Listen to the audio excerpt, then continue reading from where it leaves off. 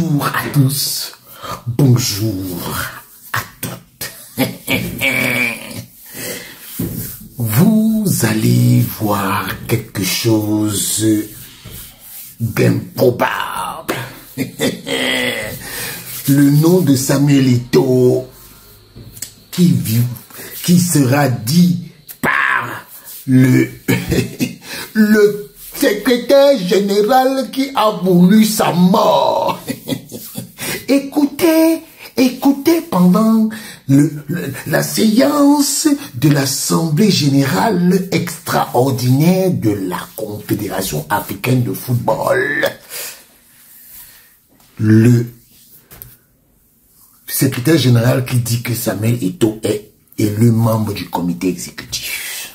La honte de ça. Écoutez. Vous devez élire les personnes qui occuperont le poste à pouvoir au sein du comité exécutif de la CAF et qui représenteront la CAF au Conseil de la FIFA. Pour cela, la CAF vous invite à vous référer à la convocation officielle envoyée à toutes les associations membres le 26 janvier 2025 et qui comporte la liste des candidats à l'élection ou à la réélection au comité exécutif de la CAF et celle des candidats pour représenter la CAF au sein du Conseil de la FIFA. Nous procéderons tout d'abord à l'élection des candidats sans opposition au comité exécutif de la CAF. En effet, il y a 6 candidats sans opposition, à savoir Moustapha Issola Raji Libéria, Wallace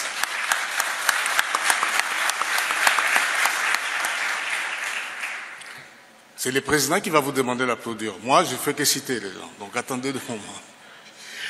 Wallace John Karia, Tanzanie, Sadi Walid, Algérie, Kurt Erwin Simon Okraku, Ghana, Samuel Eto'o fils, Cameroun, Madame Bestine Kazadi Diabala, représentante féminine, République démocratique du Congo. Conformément à l'article 18 alinéa 12 des statuts de la CAF, lorsqu'il y a un seul candidat par zone, il est élu sans opposition par acclamation. Monsieur le Président, je vous remercie. Pour ceux qui ont été élus, non nouveaux membres du comité exécutif. Donc, merci.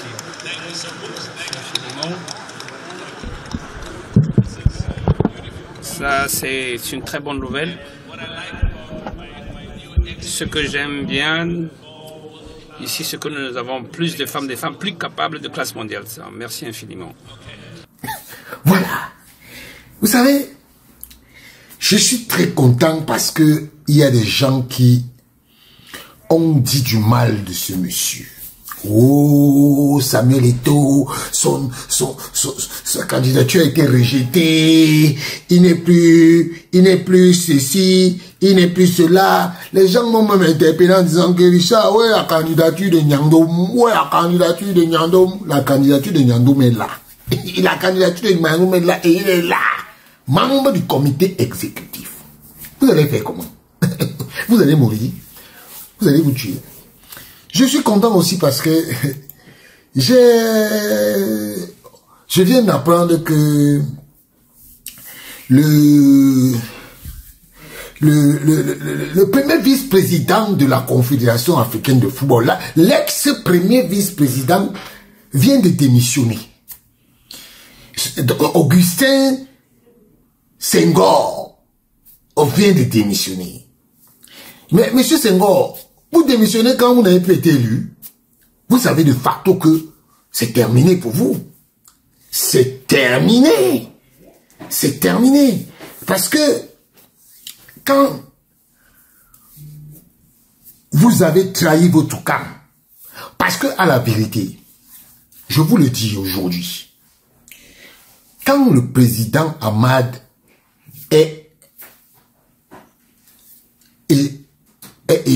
a été mis, comment je veux dire ça, n'a pas été reconduit, Augustin Senghor présente sa candidature.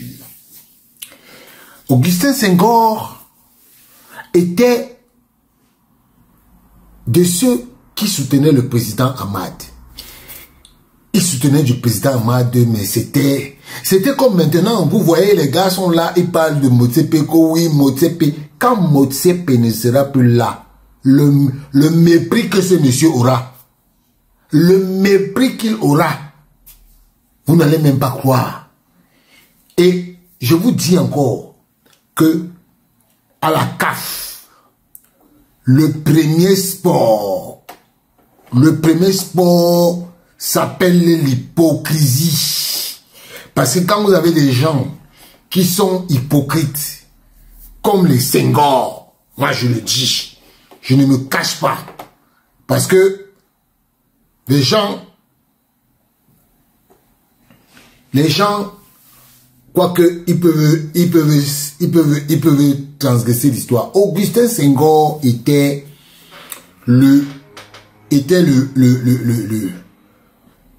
celui qui était représentant de ce qu'on peut dire, hein, on va dire ça comme ça, celui qui était le représentant de ceux qui venaient un peu à l'encontre de la FIFA. Et il était parti là-bas parce que il disait que non, il n'était pas content. Et le président Ahmad le soutenait. Mais il est arrivé devant là-bas. Il a été convaincu de lâcher Ahmad. Au protocole de Rabat, on lui a dit que voilà, tu vas être premier vice-président et après ça, Motsepe ne va pas durer, tu vas être président, tu vas aller, peut-être que la prochaine fois tu vas aller à la FIFA. Moi, j'avais interpellé M. Senghor. Un jour, il y avait un match Sénégal-Bolivie. Je ne peux jamais oublier ce jour-là. Je lui ai dit, M. Senghor, j'avais envie de vous parler. M. Senghor, pas près de haut, hein, il a dit, oui, Richard, oui, on va s'appeler. Jusqu'aujourd'hui, il ne m'a jamais appelé. Parce que je voulais lui dire justement ce qui se tramait contre lui. Voilà ça aujourd'hui. Je l'avais interpellé, je lui ai dit que M. Senghor, il faut qu'on soit au téléphone. C'est important pour moi de vous dire ça. Peut-être parce que vous ne connaissez pas où vous êtes. Voilà ce qui se trame. Et ça, on était en 2022. 2022, hein. Vous savez, quand vous avez quelque chose à dire aux gens, faut jamais les suivre.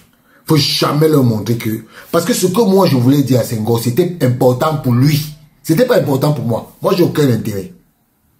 J'ai aucun intérêt. Alors, quand je vois aujourd'hui Senghor, après son élection, qui dit que c'était une élection, un vote, on fait le dépouillement, on a fait le dépouillement, oui, c'est une surprise, que ceux qui ont voté ont fait leur choix, ils n'ont pas été avec nous, mais la façon dont les choses se sont déroulées, on ne peut pas parler de transparence. Déjà, il y avait ce qu'on appelle un système de vote bloqué, il y avait des consignes derrière, c'est quelque chose qui a été préparé à l'avance.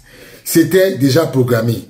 Ce qui est déplorable. Je ne suis pas quelqu'un qui parle beaucoup, mais quand je dois dire la vérité, je n'hésite pas. Je reste fidèle à mes principes. S'il s'agissait tout simplement du mérite, je pense qu'on allait passer sans problème. Mais c'est un vote, on doit accepter le résultat sorti des urnes. Je pense qu'il est temps pour l'Afrique de se remettre en question et de dire la vérité, ce qui nous permettra d'avancer. Monsieur Senghor, je suis désolé. On appelle ça les pleurs. On ne pleure pas. Monsieur Senghor, vous êtes un des bénéficiaires de ces arrangements. Oui, c'est votre bloqué. Vous êtes un des bénéficiaires. Oui, monsieur Senghor. Oui. Donc, ne venez pas ici pleurer. Ne venez pas pleurer. Parce que vous avez bénéficié de ce système.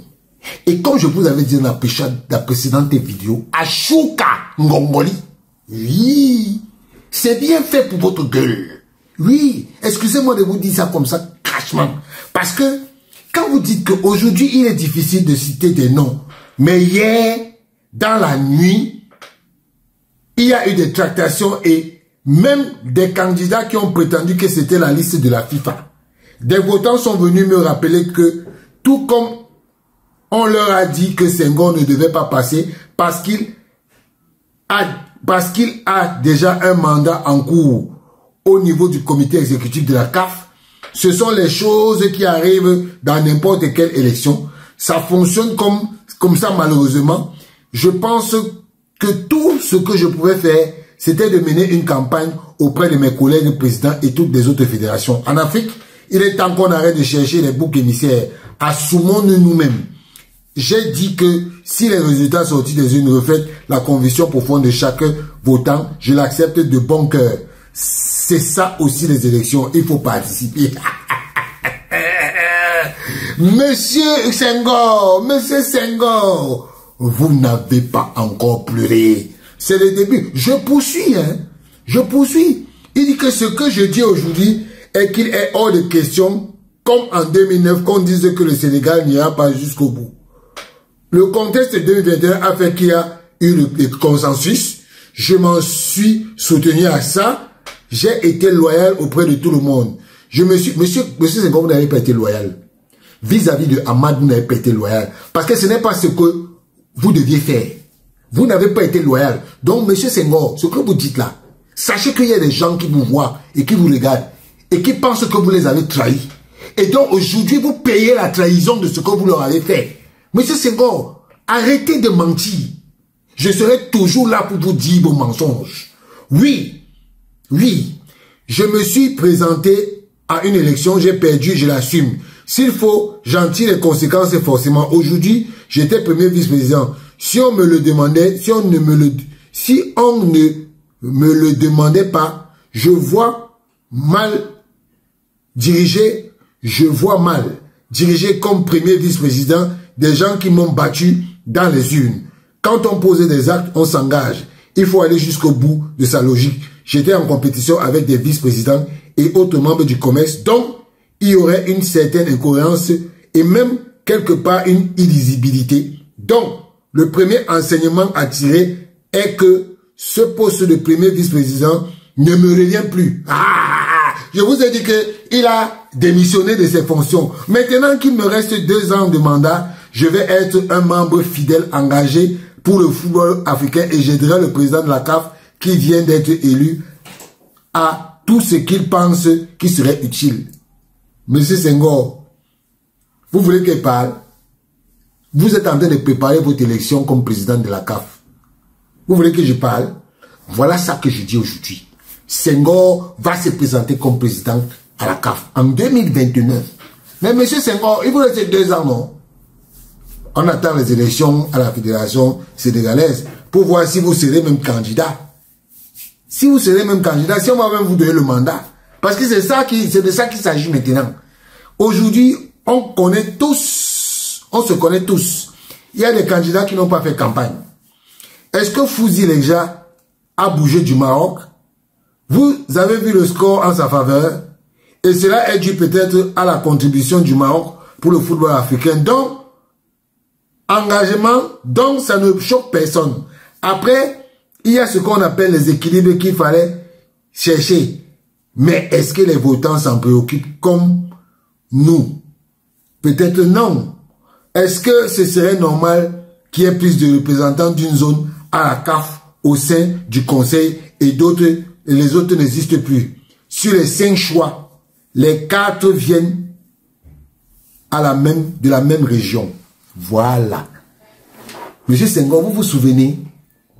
Je vais peut-être chercher votre vidéo où vous avez dit, quand on a renommé les membres là, que c'était effectif là. Les zones. C'est vous qui avez voté les trucs des zones là. C'est vous.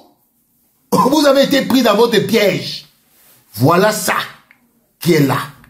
Donc, monsieur Senghor, c'est une grosse honte. c'est avec une grosse honte que je constate que vous n'êtes pas clair. Vous n'êtes pas clair. Donc, assumez, assumez, assumez. Voilà. En tout cas, c'est votre problème. Aujourd'hui, là, si vous ne devenez pas, si vous ne venez pas dans mon camp, parce que moi, je suis fidèle à mon camp. Mon camp, c'est le camp de la vérité contre la FIFA. Oui, si vous ne venez pas dans mon camp. Monsieur Senghor, bye bye. Bye bye. On se voit en 2000 combien? Dans 2 ans. 2 ans, ça va être 2027. Donc 2025, vous aurez encore les élections.